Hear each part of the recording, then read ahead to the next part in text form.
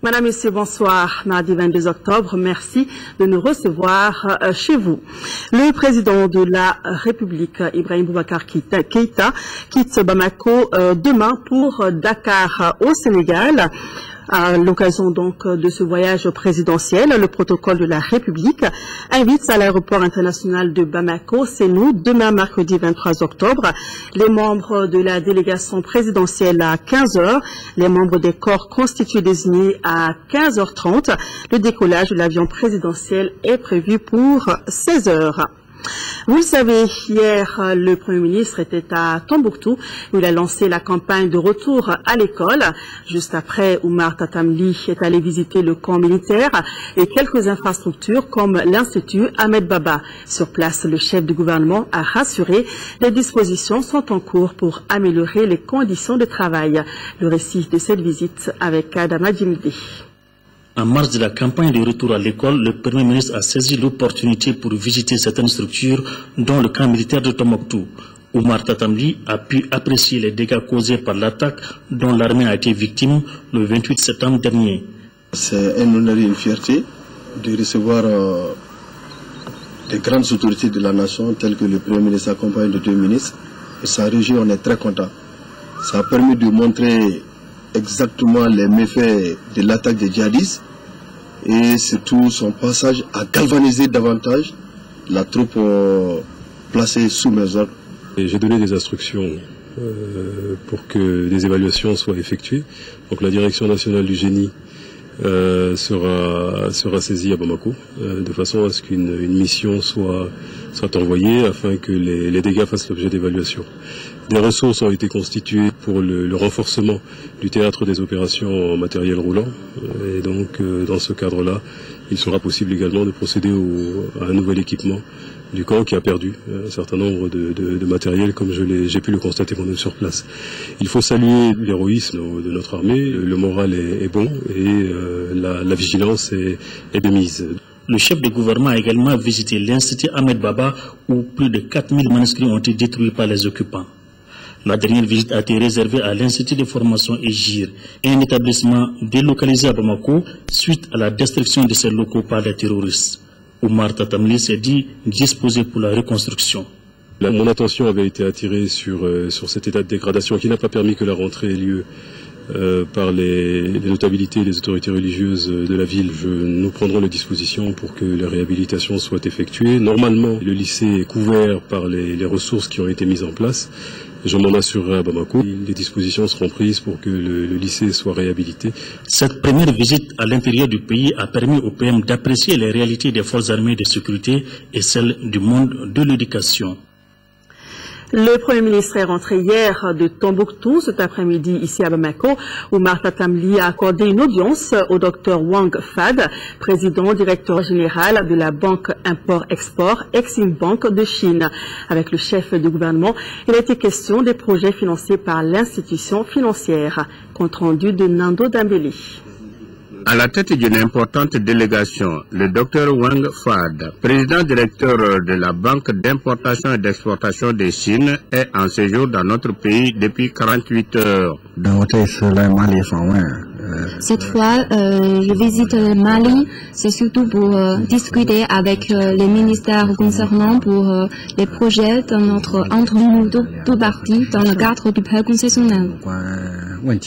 Avec le chef du gouvernement, le patron de la Banque d'exportation et d'importation de Chine, Exim Bank, a fait le point de quelques grands projets financés ou à financer par son institution au Mali. Il s'agit notamment de la pose de la fibre optique, de la réalisation de la centrale hydroélectrique de Gouina en cours, le projet d'extension de la nouvelle cité universitaire de Kabbalah et du deuxième volet du projet de construction de la route Bamako-Ségou. La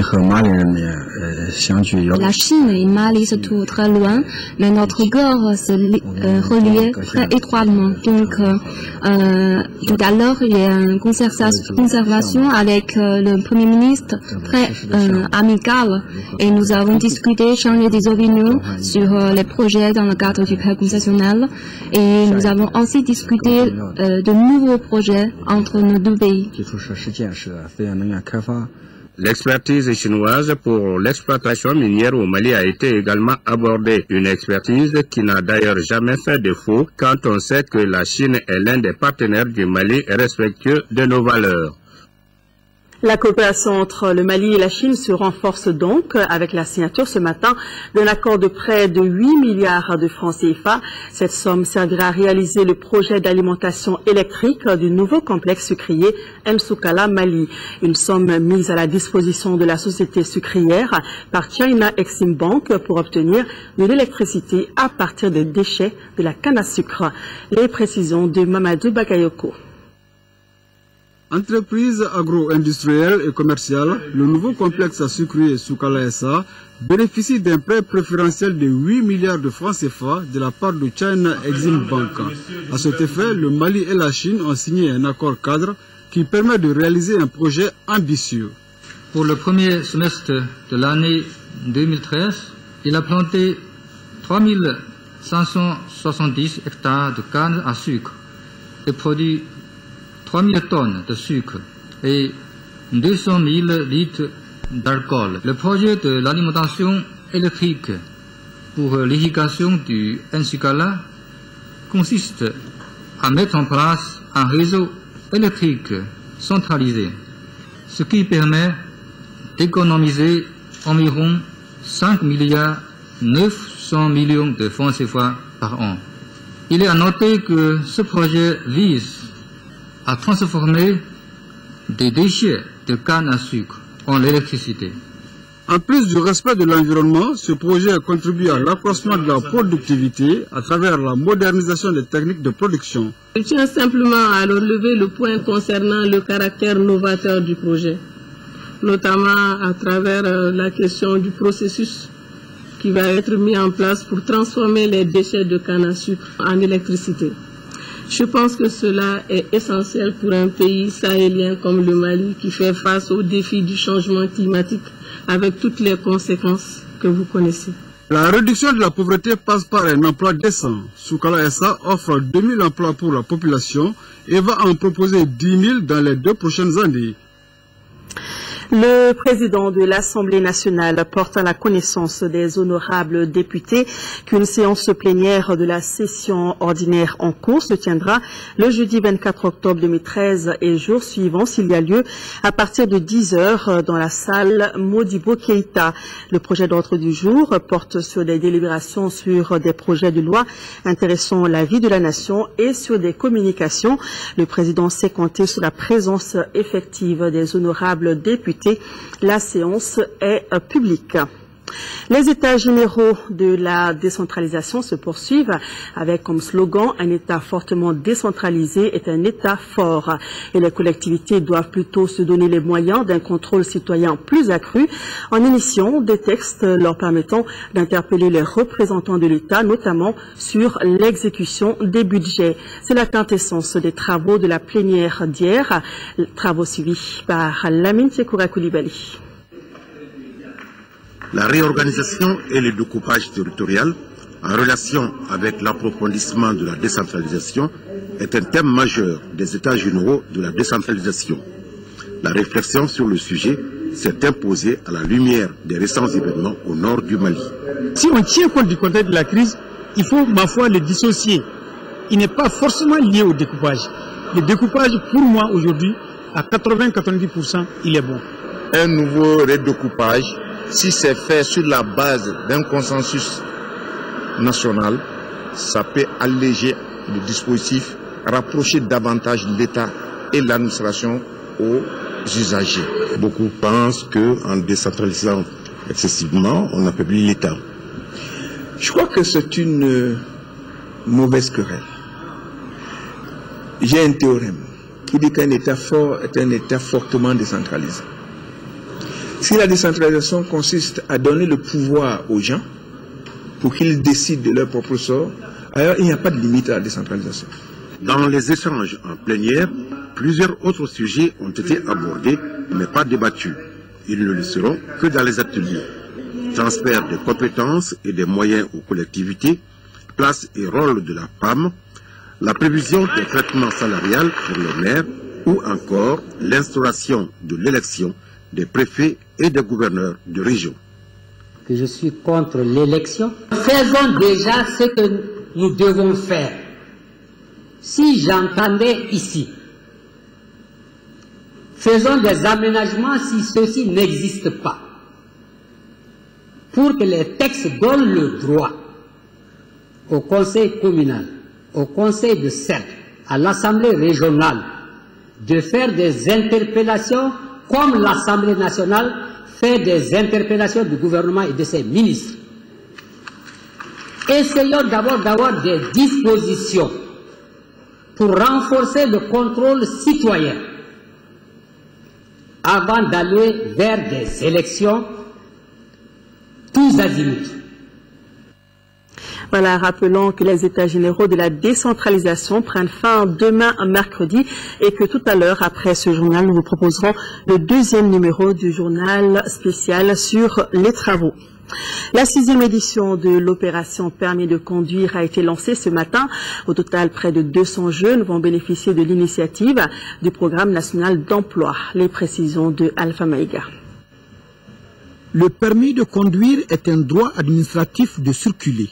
Il donne l'autorisation de conduire certains véhicules sur une route publique.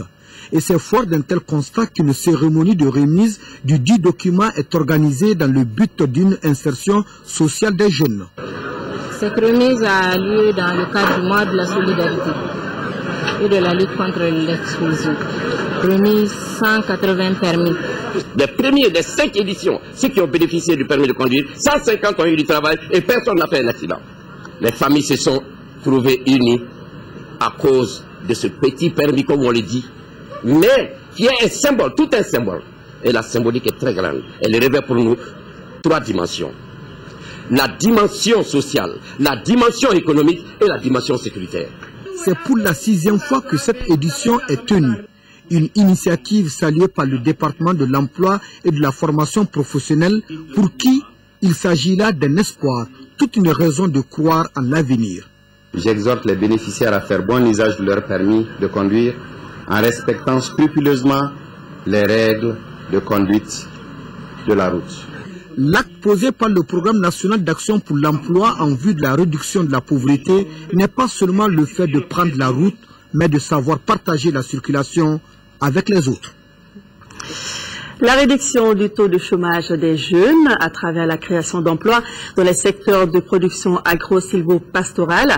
Il en a été question au cours de l'atelier sous-régional sur la formation technique et professionnelle liée aux filières économiques qui s'est ouvert ce matin ici à Bamako. Il est organisé par l'ONG ICO Coopération et regroupe une vingtaine de participants venus des ONG partenaires du Mali, du Burkina Faso, du Sénégal et du Bénin. Moussa Fane.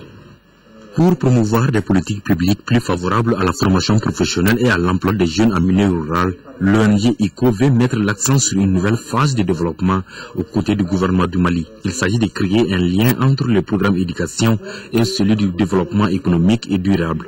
Cette rencontre devra mettre tous les partenaires au même niveau d'information. Les actions seront très concentrées sur le développement des connaissances et compétences afin de contribuer directement au développement économique, à la création d'emplois pour tous, mais avec un œil spécial pour ceux qui souvent ont moins de chances et qui jouent un rôle important dans le développement économique, jeunes, les femmes et aussi les groupes marginalisés. Aujourd'hui, nous avons dit que dans le secteur éducatif, il faut faire un recadrage, une réorientation, une rectification du secteur éducatif vers le secteur économique. Pour le ministre en charge de la formation professionnelle, cette nouvelle orientation de ICO cadre bien avec la vision de son département. Le gouvernement du Mali s'est fixé comme objectif, à travers une stratégie de croissance accélérée, d'atteindre une croissance plus stable et plus créatrice d'emplois. Cette stratégie de croissance, axée sur le secteur agro-silvo-pastoral et la diversification agricole, fait également de la formation professionnelle une des priorités du gouvernement. Prennent part à cet atelier une vingtaine de participants venus du Bénin, du Burkina Faso, du Mali et du Sénégal. Retour à l'actualité nationale, l'UMRDA Fassodigui et le parti Istiklal du Maroc ont signé hier ici à Bamako une convention. Le protocole vise à consolider les liens entre les deux formations politiques. Les signataires s'engagent à travailler sérieusement leur vision politique dans les deux pays. Compte rendu, Boubacar Sissoko. Cette signature de convention de partenariat entre l'Union malienne du Rassemblement démocratique africain UMRDA Fassodigui et le parti de l'Istiklal du Royaume du Maroc vise à pérenniser les liens historiques entre les deux formations politiques. La convention est scellée autour de 9 points fondamentaux. Dans leur démarche, l'UMRDA Fassodigui et le parti de l'Istiklal s'engagent à regarder dans la même direction. Nous avons renoué avec notre histoire commune de deux partis qui font partie des mouvements nationaux de lutte pour l'indépendance de nos pays respectifs. Et à travers cette convention, à travers cette rencontre, nous visons bien sûr à renforcer davantage et prendre en considération cette histoire commune. Cette signature rouvre le chemin balisé par les premiers dirigeants des deux partis qui ont conduit le Mali et le Maroc à la souveraineté internationale. Nous sommes aujourd'hui tous interpellés par notre héritage à indiquer à l'Afrique les voies nouvelles de la rédemption, à réfléchir en puisant dans notre passé commun. Les anciens du comité de sages du parti l'UMRDA Fassodigui ont salué l'initiative. Ils ont qualifié d'avancée politique majeure qui a toujours caractérisé les relations entre le président Modibo Keïta, le père fondateur de la République du Mali, et le roi Hassan II du Maroc. Une manière d'inviter les jeunes à tirer les leçons du passé. Après la signature hier de leur convention, les leaders des formations politiques de l'UMRDA Fassodigui et d'Istiklal du Maroc étaient ce matin face à la presse. Ils ont expliqué les raisons de leur partenariat. Adama Kodjo. Les partis UMRDA, Union malienne du Rassemblement démocratique africain Fassodigui et Istiklal du Maroc partagent les mêmes visions politiques, économiques, culturelles et sociales. Raison pour laquelle les deux formations politiques ont décidé, après plusieurs contacts, de signer une convention en vue de mener une lutte commune pour le développement dans leurs pays respectifs. Le point de presse a ainsi servi de cadre pour le rappel de ces liens historiques et pour dévoiler la nouvelle stratégie de coopération formation politique. Le grand RDA de l'Afrique est né en 1946 à Bamako. Et l'UMRDA ne change pas et n'a pas varié parce que nous avons dit dans notre slogan que nous sommes respectueux du passé et confiants en l'avenir. Le parti Istiklal est arrivé en deuxième position suite aux élections législatives d'octobre 2011 au Maroc. Les responsables du parti entendent consolider ses acquis. Nous avons décidé de donner un nouveau élan à notre diplomatie parallèle et donc de se tourner vers des partis politiques amis, frères, de pays amis, avec qui nous partageons un certain nombre de valeurs. Quelle que soit notre situation, quelle que soit notre position, notre objectif doit être le bien-être de la population et la défense de nos idées, de nos programmes, de nos points de vue, de notre façon de voir le pays. Pour l'exécution des différents points de la Convention, un comité de veille a été mis en place par les deux partis. Retournons à Tombouctou où le chef de secteur numéro 3 du théâtre Maliba a organisé une patrouille de grande envergure qui a sillonné les localités de Gundam, Niafunke, Léré, Nampala, Diabali, Nyono et Nara. Il s'agissait pour le colonel Keba Sangaré de faire une reconnaissance de zones qui sont désormais sous son commandement après la nouvelle réorganisation du théâtre des opérations. Le commentaire de Daouda Sedeki Diara. Inciter les hommes à la détermination et à la combativité sur le terrain. C'est le maître mot du chef secteur numéro 3 de l'opération Maliba. Le colonel Keba Sangaré, en visite de terrain, s'est rendu en premier à la brigade de gendarmerie de Gundam. À l'échelon tactique interarmes de Niafunke, il s'est fait une idée de l'aménagement du dispositif sécuritaire. Chaque jour, on doit réaménager les troupes. Si vous êtes là aujourd'hui, vous creusez pour la nuit. Demain, quand vous partez et au fur et à mesure, plus vous tirez sur les positions, plus vous aménagez et vous fortifiez les positions. Par cette visite, le colonel s'est rendu compte des conditions de vie et de travail de ces hommes. Désormais, les forces de Nampala, Djabali, Noumou et Nara dans le cadre du théâtre Maliba relèvent du secteur numéro 3. Les commandants des groupements tactiques interarmes ont fait le point de la situation sécuritaire de leur zone. De cette situation, il ressort que la sécurité est une réalité dans le secteur, mais il y a des poches de résistance qui existent ça et là le long de la frontière avec la Mauritanie, dans les forêts de Ouagadou, de Léré et du lac Fagibine. J'ai trouvé sur place des hommes vraiment bien engagés, avec un moral de fer. Et ils auront toujours le soutien du commandant des zones que je constitue à partir de Tomokué comme secteur numéro 3. Mais je suis vraiment satisfait de voir les conditions dans lesquelles les troupes se trouvent. L'armement que j'ai vu dans la zone, malgré le sable et le grand vent, l'armement est très bien entretenu. Chacun est à sa position. Le colonel Keba Sangaré a rencontré les populations civiles et les autorités locales afin de les rassurer de la détermination des forces armées à sécuriser leurs biens. Il faut noter la bonne coopération des populations avec nos forces qui a permis de découvrir des explosifs cachés dans la forêt de Léré. Ces engins de mort ont été détruits par une équipe du génie militaire. Auparavant, des djihadistes étaient venus pour récupérer ces explosifs, mais ils ont été mis en déroute par l'armée malienne. En 5e région, l'ONG Yagtou de Bandiagara a lancé son projet au profit de 4 groupements féminins pour plus de 28 millions de francs CFA financés par le Fonds européen de développement. Le projet devra améliorer les conditions de vie des femmes. Reportage de Moustapha Doumbia. L'objectif du projet d'amélioration des conditions de vie des femmes des 4 communes vulnérables du cercle de Bandiagara par le maraîchage est de contribuer à l'optimisation des conditions de vie des femmes résidentes et déplacées à travers la sécurité alimentaire et l'accroissement des activités génératrices de revenus. Ce projet sera mis en œuvre dans les communes de Dandoli, Soroli, Kenje et Wadouba par l'ONG Yamgiribolotumo Yagtou. Les activités suivantes seront mises en œuvre.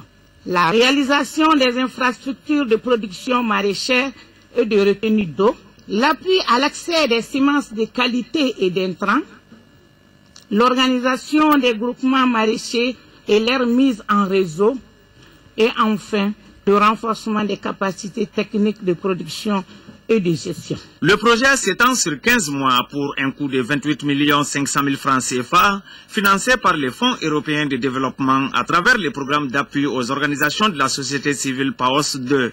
Plus de 600 membres des 4 groupements féminins des communes bénéficiaires sont directement concernés par les activités du projet. Les temps sont durs, mais les actions d'accompagnement et d'appui de ce genre donnent l'espoir et permettent à chacun de nous de croire à un lendemain meilleur. Ce projet répond à un double besoin d'accès à l'eau et aux intrants, ainsi qu'aux besoins de semences. Ce projet permettra, j'en suis sûr, de contribuer à l'amélioration de la sécurité alimentaire à travers l'augmentation significative des revenus des femmes. L'initiative a été aussi saluée par l'adjointe au maire de la commune urbaine de Bandiagara, ainsi que par les bénéficiaires directs du projet. Revenons dans la capitale où s'est tenue la première assemblée régionale des sociétés coopératives d'habitation du district de Bamako et de Koulikoro. C'était au carrefour des jeunes. La rencontre a traité de la problématique de l'accès des membres des coopératives à la propriété foncière et immobilière au Mali. Alpha Maïga. Ces travaux marquent les assises de la première conférence régionale des sociétés coopératives d'habitation du district de Bamako et de Koulikoro. L'Assemblée générale vise à mettre en relief les contraintes à l'accès à la propriété foncière. L'Assemblée générale est organisée par la Confédération nationale des sociétés coopératives de l'habitat au Mali, CONASCOM.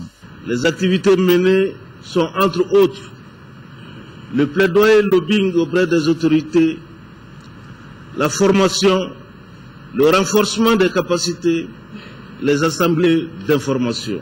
Trouver les voies et moyens pour redynamiser les organes, rechercher les financements pour l'habitat social et la réalisation des maisons sociales au Mali, ce sont là les objectifs visés par la CONASCOM.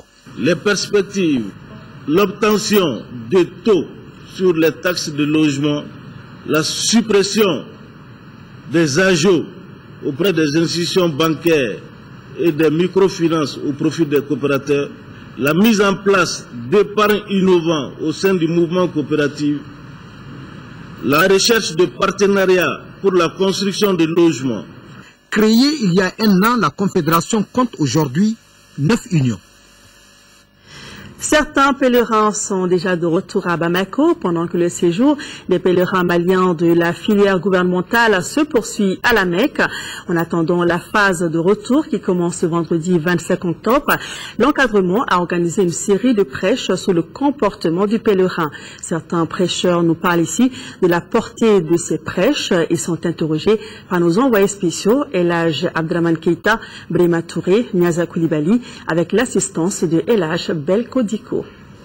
Nous savons que le pèlerinage est le 5e pilier de l'islam, certes c'est vrai, mais son accomplissement consiste à affermir la foi du croyant. Et ceci étant, nos compatriotes ayant payé tant d'argent pour venir accomplir ce devoir religieux, nous nous devons de les accompagner même au-delà de son accomplissement. Et cet accompagnement, en quoi ça consiste? C'est les aider à se comporter après le pèlerinage, c'est-à-dire comment doit être la future Hadja. Nous avons beaucoup insisté sur la morale, l'honnêteté et l'amour du prochain, l'amour de la nation. On quitte le mont Arafat blanchi de tous ses péchés. Donc il est important de garder cet état pur que nous avons pu avoir après le Hajj. Et donc il faut leur expliquer le comportement à tenir après le Hajj, mais aussi il faut leur expliquer que les quelques jours qui nous restent ici, avant donc que nous prenions notre vol, on peut encore profiter pour avoir beaucoup de hasanat. C'est une manière de raffermir encore davantage leur foi et de permettre qu'ils aient une ascension spirituelle et de maintenir aussi leur état pur qu'ils ont gagné après le Hajj. Voilà, les pèlerins de la filière gouvernementale rentreront à partir de ce vendredi 25 octobre. Save Children publiera demain à Sikasso son rapport sur la lutte contre la mortalité infantile, un rapport qui place le Mali à la 20e position sur les 34 pays classés. En marge de ce lancement, il y aura un marathon pour les enfants. Pour plus de détails, écoutons le directeur pays de Save Children, Raphaël Sindaï. Il est au micro de Abdul Karim Kaba. Ce rapport fait une analyse et essaye de voir à partir de l'année 2000 jusqu'à l'année 2012 quels sont les progrès qui ont été faits, et à 3 ans de la fin de la période fixée qui est 2015, qu'est-ce qui reste encore à faire. Ce rapport-là va être lancé, et en marge de ce rapport-là, Save the Children dans le monde entier a organisé ce que nous appelons le marathon, la course pour la survie. Et là, la course pour la survie, c'est véritablement, les enfants vont courir à Sikasso 42 kilomètres, le marathon. Et c'est ici, si vous voulez, Save the Children essaye de donner la voix, d'accompagner les enfants qui eux-mêmes vont crier, vont dire, voilà, nous avons vu, nous avons apprécié que le monde s'est soucié de la survie de l'enfant. En 2012, le monde a fixé des objectifs de la réduction de la mortalité infantile. Et là, ils se sont dit, on va arriver à 20 pour 1000. Voilà, Save Children qui sera demain à Sikasso. C'est donc tout pour ce journal. Merci de votre attention. Tout à l'heure, le journal des formations avec Kadidia Tokone. À suivre également le journal spécial sur les états généraux de la décentralisation présenté par Amadou Sankaré. Demain, dans la matinée, à Ibrahim Maïga, je vous retrouve, Inch'Allah, dans la soirée. Passez de bons moments sur l'ORTM.